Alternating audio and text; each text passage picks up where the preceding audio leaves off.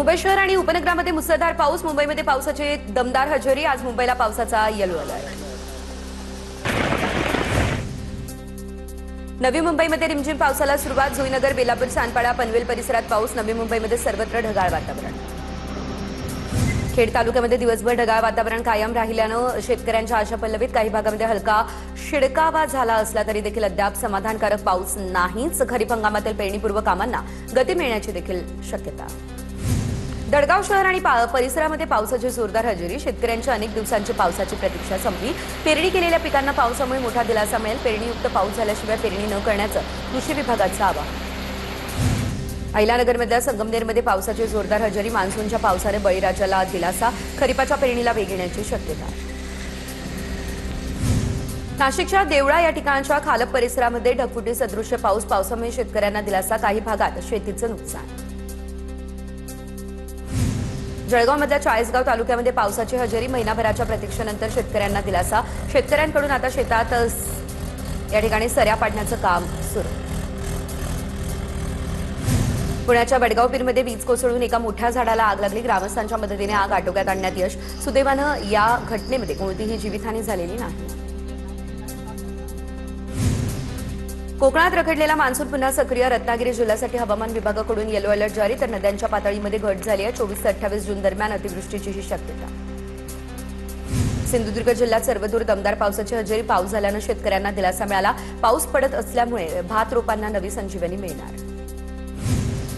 पर्यटन नगरी लोणावळा या ठिकाणी पावसाची जोरदार हजेरी. उकाड्यापासून नागरिकांना काहीसा दिलासा. पुढील 24 ते 48 तासात पावसाचा जोर आणखी वाढण्याची शक्यता हवामान विभागाकडून व्यक्त. छत्रपती संभाजीनगरच्या तलवाडा घाट परिसरामध्ये झालेल्या ढगफुटी सदृश्य पावसामुळे मोठं नुकसान.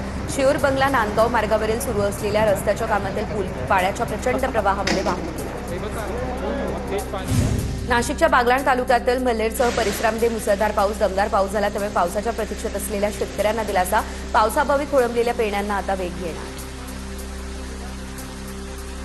गेल्या अनेक दिवसांपासून लांबणीवर पडलेल्या पावसाची नाशिकमध्ये दमदार हजेरी. नाशिकच्या सिन्नरमधील शेतकरी मारुती दराडे यांनी नाचत पावसाचं स्वागत केलं. त्यांचा व्हिडिओ सोशल मीडियावर व्हायरल झाला. बुलडाणा, चिखली, मेहगरसह जिल्ह्यातील अनेक भागांमध्ये विजांच्या कडकडाटासह पावसाची हजेरी. तर पावसामुळे खरीप हंगामासाठी जमिनीत ओलावा निर्माण. पावसाच्या प्रतीक्षेत असलेल्या शेतकऱ्यांना काहीसा दिलासा. वाशिम जिल्ह्यामध्ये रात्री अनेक ठिकाणी पाऊस. शेतात ओलावा निर्माण झाल्यानं मशागतीच्या कामांना वेग येणार. तर जोरदार पाऊस झाल्यास खरीप हंगामातील पेरणीलाही होणार सुरुवात. गोंदिया जिल्ह्यामध्ये पावसाच्या सरी बरसल्या. उकाड्यापासून नागरिकांना दिलासा. खरीप हंगामाच्या पार्श्वभूमीवर झालेल्या पावसामुळे शेतकऱ्यांमध्ये समाधानाचं वातावरण. अहिलानगरच्या कोल्हार बुद्रुक या गावामध्ये मेघगर्जनेसह वरुणराजा बरसला. अनेक दिवसाच्या प्रतीक्षेनंतर पाऊस आला. त्यामुळे नागरिक सुखावले. पावसामुळे वातावरणात गारवा निर्माण. चंद्रपूर शहरामध्ये मुसळधार पावसात झाड कोसळलं. कारचं नुकसान झालं. सुदैवानं कारमध्ये कोणीही नसल्यानं जीवितहानी टळली. धाराशिवच्या संभाजीनगर भूम बार्शी मुख्य मार्गावरील अरुंद पूल धोकादायक. अरुंद आणि कठडे नसलेल्या पुलाच्या दुरुस्तीची नागरिकांकडून केली जाते मागणी. वाशिम जिल्ह्यामध्ये अखेर पावसाची हजेरी. पावसामुळे रखडलेली हळद लागवड पुन्हा सुरू. पावसामुळे शेतात ओलावा निर्माण झाल्यानं शेतीच्या कामांना वेग. रत्नागिरीमध्ये पहिल्याच पावसानं नालेसफाईचा दावा फूल ठरवला. शहरामध्ये 80 ते 90% गटारं आणि नालेसफाई पूर्ण झाल्याचा दावा नगरपरिषदेने केला. पहिल्याच पावसामध्ये मारुती मंदिर, भाजी मार्केट परिसर पाण्यानं भरला. पहिल्या पावसामध्ये आलापल्ली सिरोंच्या राष्ट्रीय महामार्गावरील गुंडेराजवळच्या कच्चा रस्ता वाहून गेला. या राष्ट्रीय महामार्गावरती अनेक भागात मोठमोठे खड्डे देखील पडले. भुसावळ तालुक्यामध्ये भूजल पातळीत घट. भूजल पातळीमध्ये घट झाल्यानं ट्यूबवेल आणि विहिरींनी तळ गाठला. तर जोगलखोरी शिवारामध्ये पाण्याअभावी केळीच्या बागा करपल्या. शेतकऱ्यांवर केळीच्या बागांवरती रोटावेटर फिरवण्याची आली वेळ. मान्सून लांबला. त्यामुळे नाशिक जिल्ह्यातील भाजीपाला पिकं धोक्यात. मेथीचं पीक वाचवण्यासाठी शेतकऱ्यांची धडपड सुरू. मिरची, टोमॅटो पिकांवरती पाण्याअभावी संकट. पाण्याअभावी भूजल पातळीमध्ये घट झाली. अनेक विहिरी कोरड्या पडल्या. भिवंडीमध्ये पाणी टंचाईवर मात करण्यासाठी दररोज 20% पाणी कपात केली जाणार. तर आठवड्यातून एक दिवस पाणी बंदी करण्याचा देखील महापालिकेचा निर्णय. रायगड मनसेमध्ये जिल्हाध्यक्ष पदाच्या नियुक्तीवरून मोठा स्फोट. तर बाळा म्हात्रेंच्या नियुक्तीमुळे उपजिल्हाध्यक्ष संदीप ठाकूर यांच्यासह पक्षाच्या 55 पदाधिकाऱ्यांचे सामूहिक राजीनामे. रायगडमध्ये मनसेला मोठा धक्का देखील बसला. शेतकऱ्यांच्या मागण्यांसाठी नांदेडमध्ये काँग्रेसच्या वतीने भव्य आसूड मोर्चा. काँग्रेसचे प्रदेशाध्यक्ष हर्षवर्धन सपकाळ आणि खासदार रवींद्र चव्हाण यांच्या नेतृत्वाखाली मोर्चा. हजारो शेतकरी बैलगाड्या आणि ट्रॅक्टरसह जिल्हाधिकारी कार्यालयावर धडकले. अहिलानगर या ठिकाणच्या पारनेरमध्ये भर दिवसाही भर पावसामध्ये देखील खासदार निलेश लंके यांचं शेतकऱ्यांच्या मागण्यांसाठी आंदोलन सुरू.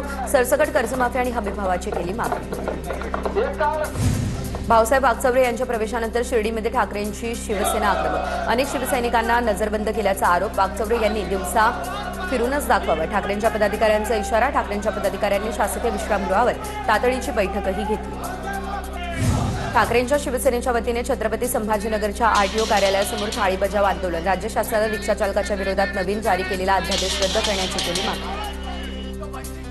विविध प्रलंबित मागण्यांसाठी आता छत्रपती संभाजीनगर विभागात आरटीओ कर्मचाऱ्यांचा बेमुदत संप.